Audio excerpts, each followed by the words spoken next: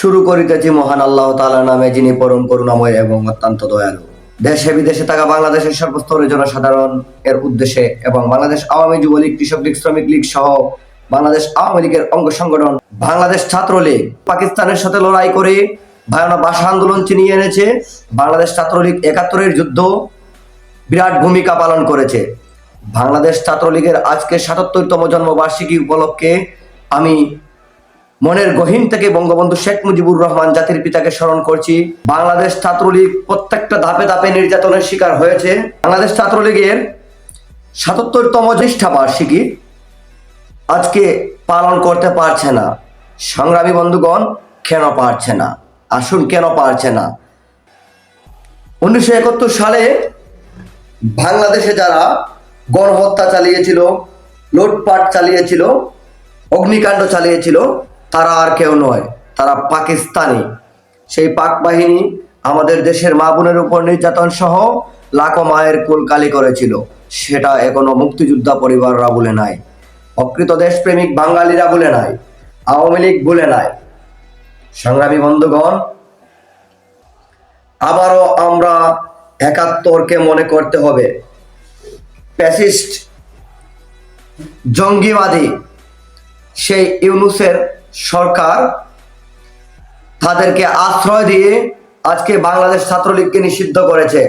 ৭৫-এ যখন বাংলাদেশ ছাত্রলীগ নিষিদ্ধ হয়েছিল, ৭৫-এ যখন বঙ্গবন্ধু শেখ মুজিবুর রহমানকে হত্যা করা হয়েছিল, তখনও আবার বাংলাদেশ ছাত্রলীগ ঘুরে দাঁড়িয়েছিল। সেটা ইতিহাসে স্মরণের অক্ষরে লেখা আছে।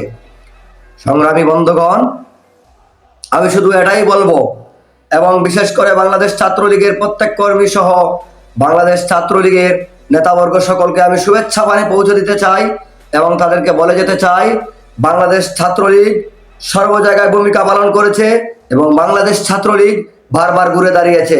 হ্যাঁ, আবারও ঘুরে দাঁড়াবে বাংলাদেশ ছাত্রলীগ। আপনারা আপনাদের প্রত্যেকের নিজ নিজ স্থান থেকে প্রতিবাদ গড়ে তুলুন। বাংলাদেশ ছাত্রলীগ নিষিদ্ধ হওয়ার মতো সংগঠন নয়। বাংলাদেশ ছাত্রলীগ পাকিস্তানের সাথে লড়াই করে বাংলাদেশকে বিজয় এনে দিয়েছে। সেটাই হচ্ছে বাংলাদেশ ছাত্রলীগ। বঙ্গবন্ধু শেখ মুজিবুর রহমানের স্বপ্ন বাংলাদেশ ছাত্রলীগ। বঙ্গবন্ধু শেখ মুজিবুর রহমানের অন্তরের অন্তঃস্থল থেকে দুচোখের স্বপ্ন গর্জে ওঠা সেই ভাষণের মাধ্যমে বাংলাদেশ ছাত্রলীগ জন্ম নিয়েছিল। বাংলাদেশ ছাত্রলীগ আবারও ঘুরে দাঁড়াবে এই বাংলার মাটিতে।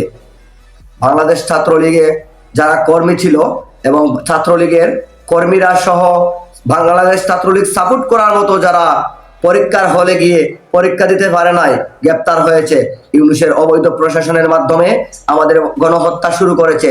এটা বিশ্বের বুকে আর কোনো দেশে হয় নাই। বঙ্গবন্ধুর কন্যা জননেত্রী শেখ হাসিনার আমলে আমরা দেখেছি ঘরের তালা খোলা রেখে মানুষ ঘুমিয়েছে, আর ইউনূস এসেই সকল চোর ডাকাত সবকে ওপেন করে দিয়েছে। এরকম কোনো ঘটনা পৃথিবীর নজরে ঘটে নাই। আর এখন কোন কারাপিরা হাজারি দিনের বেলায়ও গাড়ি আটক করে ধার আন্দা দিয়ে মানুষের কাছে চাঁদা দাবি করছে এবং লুটপাট করছে। এটা কি ইউনূস সরকার দেখে নাই?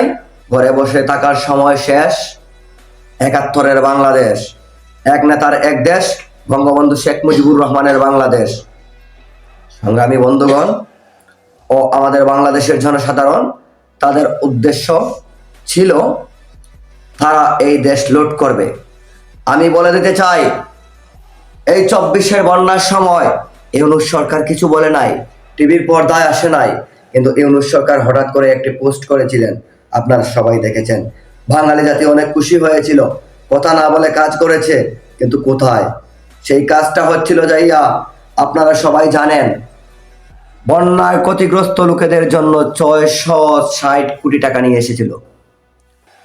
আমিও এই জাতি জানতে চাই, কোথায় গেল সেই ৬৬০ কোটি টাকা? লুট হয়ে যাচ্ছে, আর লুট হবেই না কেন? ২৪ বছরের পোলাপান কি এই চেয়ারের যোগ্য, উপদেষ্টা হওয়ার যোগ্য?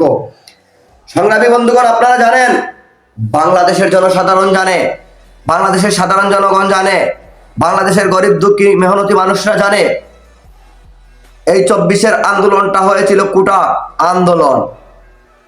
তাই ছাত্র সমাজকে ব্যবহার করা হয়েছিল, তাদের ব্রেন ওয়াশ করা হয়েছিল। তাদের মুখে স্লোগান ছিল কি জানেন? তাদের মুখে স্লোগান ছিল, তুমি কে আমি কে, রাজাকার রাজাকার।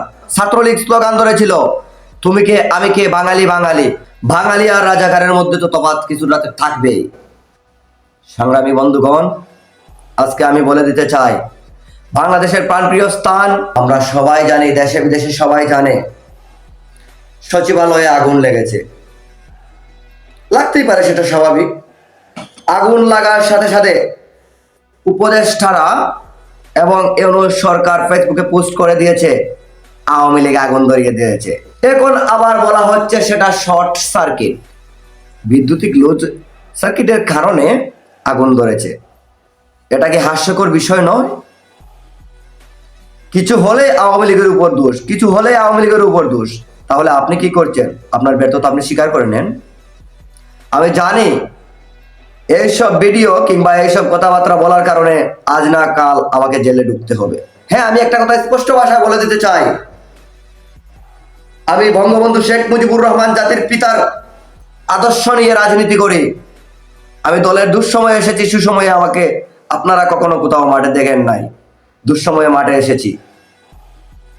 বঙ্গবন্ধু শেখ মুজিবুর রহমান জীবনের যৌবনকাল জেলে কাটিয়েছেন।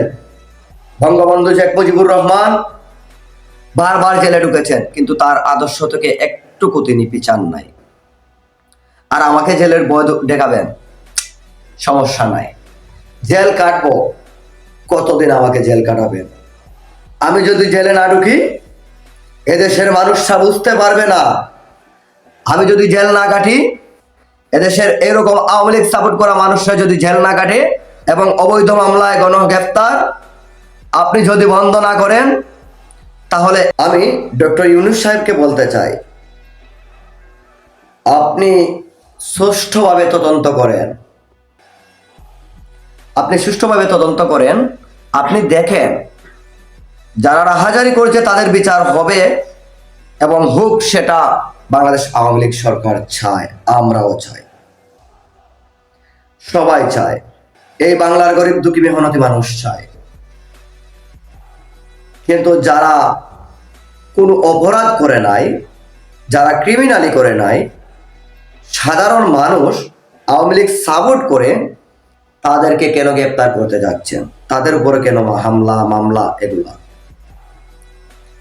আমি ইউনূস সরকারকে স্পষ্ট ভাষায় বলে দিতে চাই, আপনি কি দেখাতে পারবেন আমার বিরুদ্ধে কোনো প্রুফ দেখাতে পারবেন?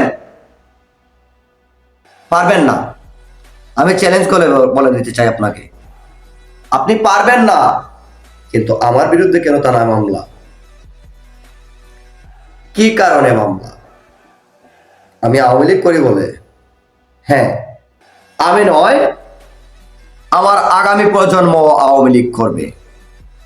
আর আওয়ামী লীগের লড়াই বাংলার কোনো মেহনতি মানুষের বিরুদ্ধে কিংবা বাংলার কোনো মেহনতি মানুষের পরিশ্রমের ঘাম জড়ানোর টাকা লুট করার লড়াই নয়, এটা পাকিস্তানিদের বিরুদ্ধে লড়াই।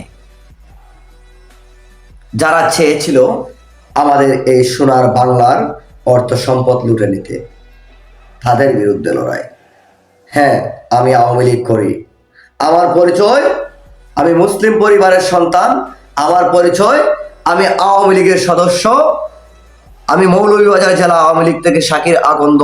জয় বাংলা, জয় বঙ্গবন্ধু, হঠাৎ সমন্বয়ক, বাঁচাও দেশ, বঙ্গবন্ধু শেখ মুজিবুর রহমানের বাংলাদেশ, 24-এর দিন শেষ, 71-এর বাংলাদেশ, রাজাকারের দিন শেষ, মুক্তিযোদ্ধার বাংলাদেশ। জয় বাংলা।